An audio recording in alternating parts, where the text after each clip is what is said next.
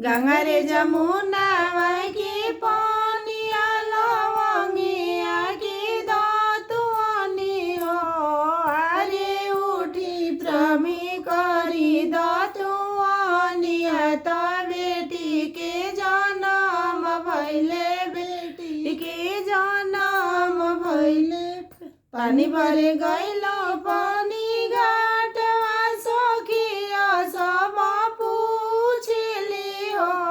सखी कौन आदर करेला बोला मुआ त बेटी के जन्म भैले बेटी के जन्म भैले सावन बदौआ के हिलिया नगर लोग को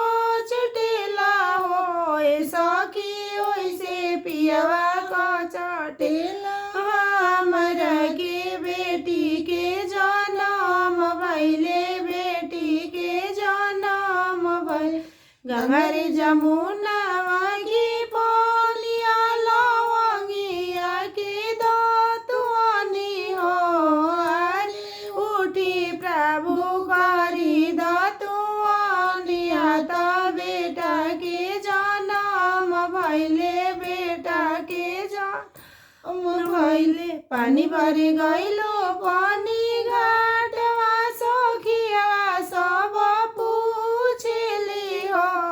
सखी कौन आदर करेला बोला मुआ त बेटा के जन्म भैले बेटा के जन्म भैले जैसन बरहपुर के भोले बाबा नगर सग पूजो जेला हो सखी ऐसे पिया